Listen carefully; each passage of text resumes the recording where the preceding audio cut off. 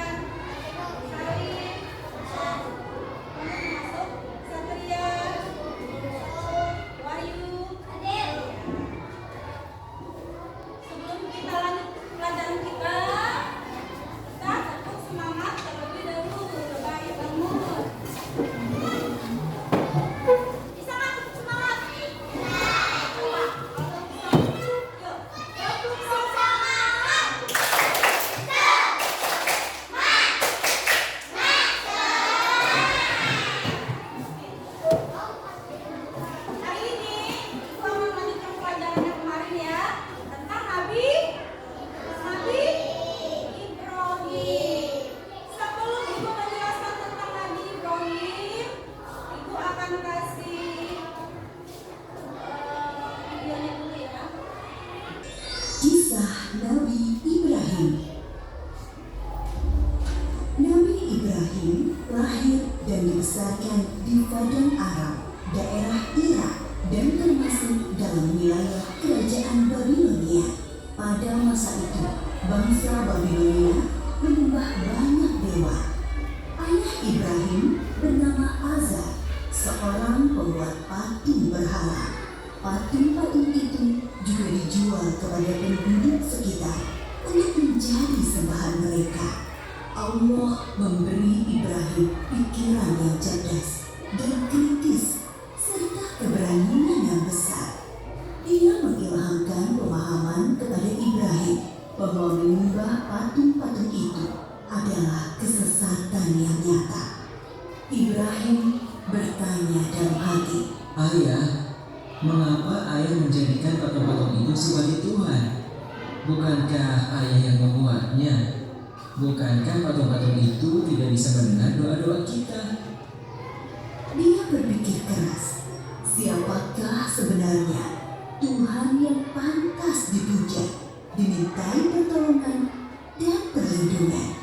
Allah membimbing Ibrahim untuk memahami Tuhan yang sebenarnya. Mula-mula Allah memperlihatkan langit yang penuh bintang bercahaya di malam yang gelap. Ibrahim berkata, Sungguh indah, inilah Tuhanku.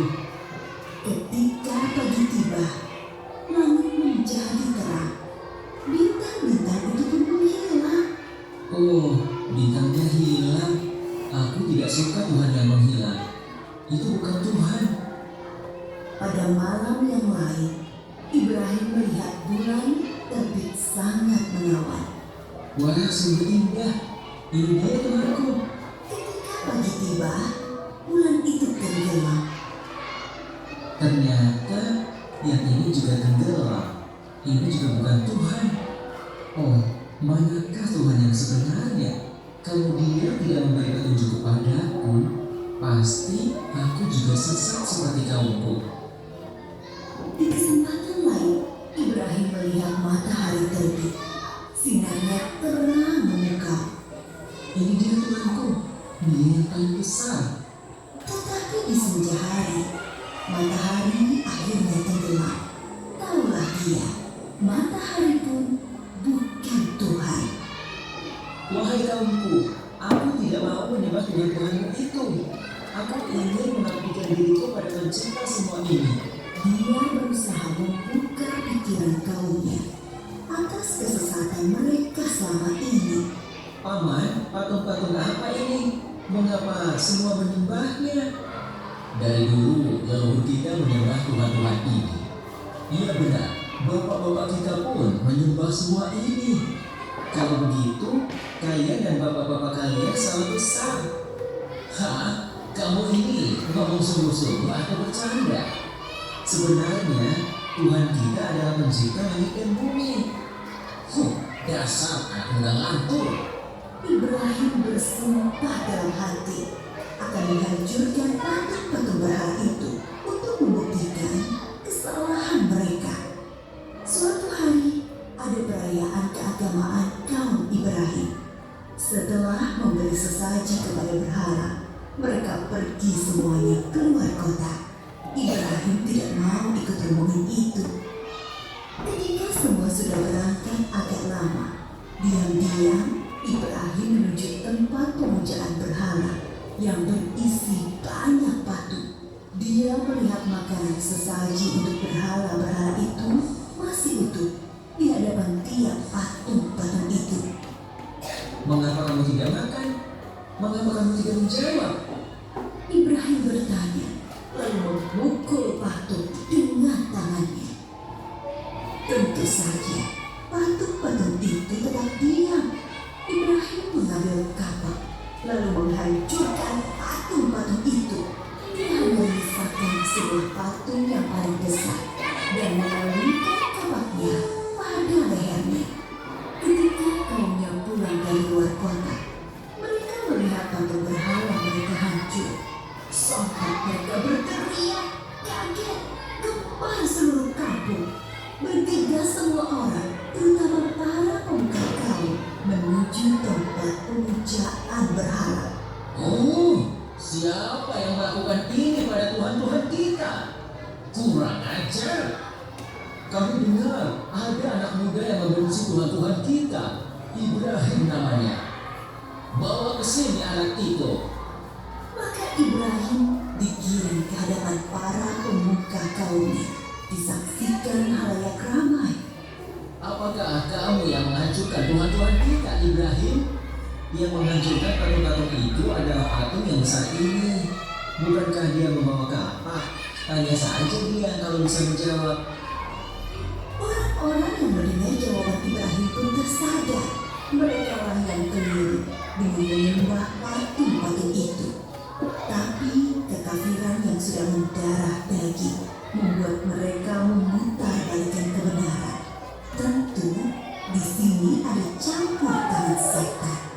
Kamu kan tahu, dia tidak bisa bicara, apalagi bergerak menghancurkan patung lain. Berarti kamulah yang melakukannya. Jadi, mengapa kalian menyimpan patung yang tidak bisa berbuat apa-apa? Melindunginya sendiri saja tidak bisa, apalagi melindungi kalian. Pemuka-pemuka kaum Ibrahim berunding untuk menghukumnya. Beberapa orang mengusulkan untuk membakar Ibrahim hidup-hidup. Maka penguasa waktu itu, Raja Namrud, memerintahkan untuk membuat bangunan tempat pembakaran Ibrahim di tengah lapang agar bisa disaksikan orang banyak. Ibrahim diikat lalu dilemparkan ke dalam api. Api menyala berkobar sangat panas. Allah berfirman, "Hai api, dinginlah dan menjadi keselamatan bagi Ibrahim." Maka ketika kobaran api yang dahsyat telah padam, keluarlah Ibrahim dengan segar bugar, tidak terbakar sedikitpun. Bahkan pakaiannya juga utuh, hanya tali pengikatnya yang musnah.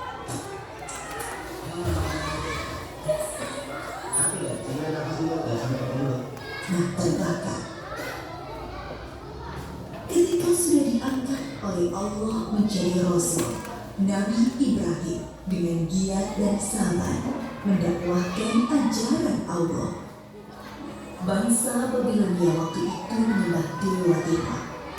Raja mereka, Raja Namrud, dipercaya sebagai keturunan dewa. Namrud adalah seorang yang cerdas dan kuat kepemimpinan. Semua itu membuat dia takabur dan berlaku kejam. Dia menganggap dirinya sebagai Tuhan yang harus disembah. Mendengar dakwah Nabi Ibrahim, Raja Namrud mengundang beliau ke istana. Tentu tujuannya untuk menghentikan dan menghukum Nabi Ibrahim. Kemudian Raja Namrud dan Nabi Ibrahim berdebat tentang Tuhan yang patut disembah. Siapakah yang kau anggap Tuhanmu itu, Ibrahim? Apa kedudukannya? Tuhanku adalah yang menghidupkan dan mematikan. Aku juga menghidupkan dan mematikan. Aku menjatuhkan hukuman pada orang-orang dan aku berkuasa untuk mengampuni dan membiarkan mereka hidup. Allah menerbitkan matahari dari timur. Kalau kau juga Tuhan, terbitkanlah matahari dari barat. Raja Namrud tercengang dan terdiam mendengar jawaban Nabi Ibrahim. Dia kebingungan bagaimana menjawab tantangan Nabi Ibrahim. Demikianlah Nabi Ibrahim berdakwah dengan membuka akal pikiran manusia tentang Tuhan seluruh alam. Ada suatu peristiwa ajaib yang menunjukkan maha kuasanya Allah. Setelah Nabi Ibrahim diangkat menjadi Rasul, yaitu ketika beliau bermunajat kepada Allah. Ya Rabbi, perlihatkanlah pada hamba bagaimana engkau menghidupkan yang mati. Allah Subhanahu wa Ta'ala berfirman, "Belum percayakah engkau pada kekuasaanku?" Hamba percaya, tapi hamba ingin hati hamba yakin. Kemudian Allah Subhanahu wa Ta'ala berfirman, "Ambillah 4 ekor burung, lalu potong-potonglah mereka, lalu lemparkan di atas tiap satu bukit satu bagian.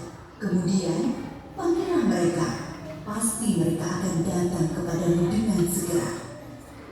Nabi Ibrahim melakukan yang diperintahkan Allah, maka keimanannya bertambah mantap.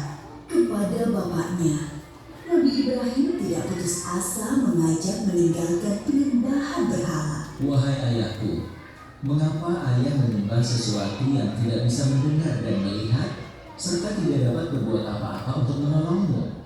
Sesungguhnya Allah memberi aku ilmu. Ikutilah aku, wahai ayahku, jangan ikuti setan. Aku takut engkau akan ditimpa azab. Bencikah kau pada Tuhan-Tuhanku Ibrahim? Diam. Kalau tidak, kau akan aku raja. Pergilah, tinggalkan aku. Selamat berpisah ayah, semoga keselamatan dilimpahkan kepadamu. Aku akan memohonkan ampunan dan hidayah untukmu. Nabi Ibrahim terus memohonkan ampunan Allah untuk Azar, sampai kemudian jelas baginya bahwa Azar tidak mau terima dan terus memusuhi Allah. Allah melarang memohonkan ampunan bagi orang-orang kafir. Setelah terbukti tidak ada yang beriman di antara kaumnya selain keponakan beliau dan sanak sepupu beliau yang menjadi istri beliau, Nabi Ibrahim hijrah meninggalkan kampung halamannya di Irak. Atas perintah Allah, beliau menuju Palestina atau Syam bersama istri dan keluarganya. Di Palestina, Nabi Ibrahim terus berdakwah kepada penduduk setempat. Sambutan penduduk Palestina terhadap dakwah beliau kurang bagus. Akhirnya muncul penyakit dan wabah penyakit di sana. Atas perintah Allah, Nabi Ibrahim dan Nabi Lut berpisah. Nabi Lut dan keluarganya menuju Sadum di Syam, sedangkan Nabi Ibrahim bersama dengan Bunda Sarah menuju Mesir. Saat itu, Mesir diperintah oleh sang raja yang zalim yang menyukai wanita-wanita cantik untuk dijadikan selir-selirnya. Tidak peduli wanita itu bersuami atau tidak.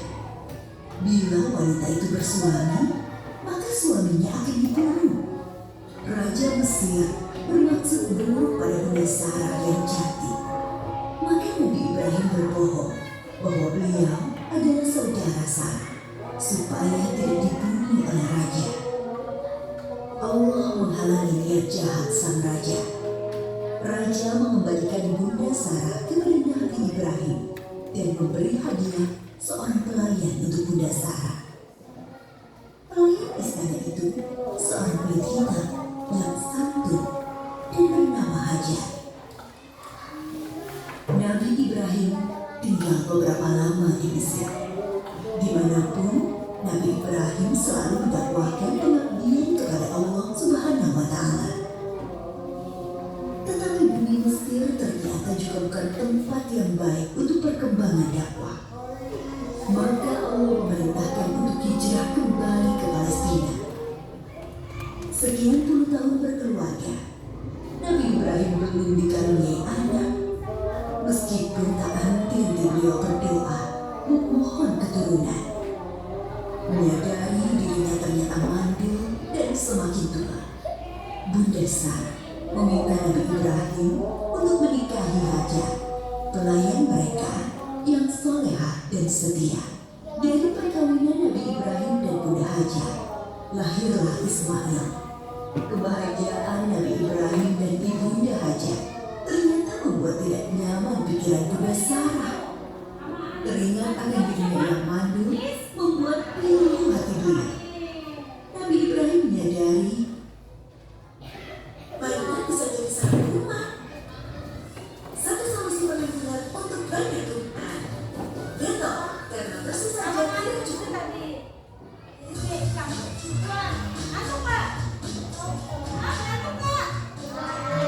Dan memahami situasi ini, Allah memerintahkan beliau menempatkan Ismail dan ibunya terpisah dengan Bunda Sarah. Suatu hari, Nabi Ibrahim menyuruh Bunda Hajar untuk berkemas-kemas. Mereka akan mengadakan perjalanan jauh. Ismail yang masih menyusu ibunya tentu dibawa pulang. Mereka melintasi rute yang panjang dan akhirnya sampailah ke suatu tempat yang sangat gersang. Tidak ada pohon-pohonan tempat bernaung, udaranya panas. Yang ada hanyalah hamparan pasir dan bukit-bukit berbatu. Nabi Ibrahim turun dari kendaraannya, kemudian menurunkan istri dan anaknya tanpa berkata apa-apa. Beberapa saat kemudian, beliau beranjak dan pergi meninggalkan keluarganya. Ibu Hajar yang melihat keanehan ini segera berteriak memanggil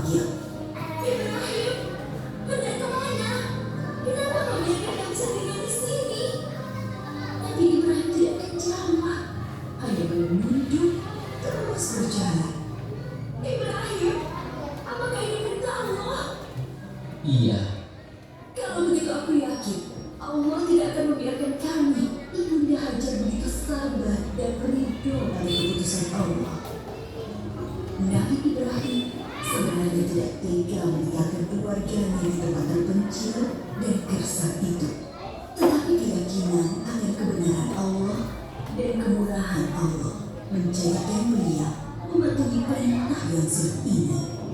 Dengan berlinang air mata, beliau berdoa sebelum kembali ke Palestina.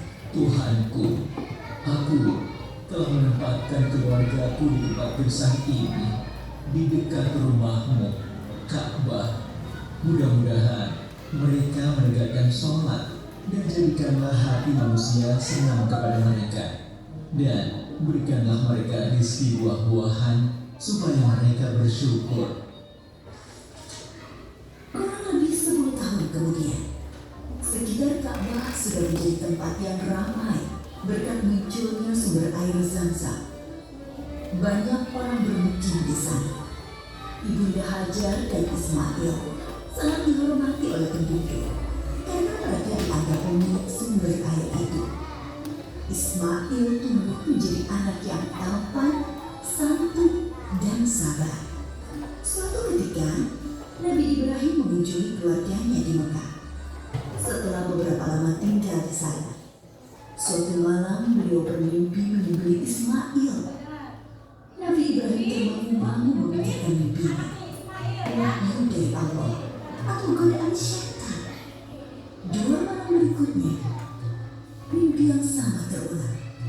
Maka pagi harinya, setelah mimpi yang ketiga, beliau yakin ini perintah Allah yang harus dilaksanakan walaupun terasa sangat berat di hati. Nabi Ibrahim bermusyawarah dengan keluarganya tentang mimpi itu. Anakku, aku melihat dalam mimpi, aku menyembelihmu. Pikirkan apa pendapatmu? Ismail sangat memahami bahwa ayahnya adalah Nabi Allah. Mimpi para nabi adalah wahyu ilahi. Dengan mantap dia menjawab, Ayah, laksanakan perintah Allah. Insya Allah, aku akan sabar menerimanya. bertambah rasa syukur Nabi Ibrahim, bertambah kecintaan kepada anaknya, bertambah mantap pula hati beliau melaksanakan perintah yang sulit itu. Berangkatlah Nabi Ibrahim dan Ismail menuju Mina, tempat penyembelihan. Sepanjang jalan, iblis menggoda mereka agar mengurungkan niat pengorbanan.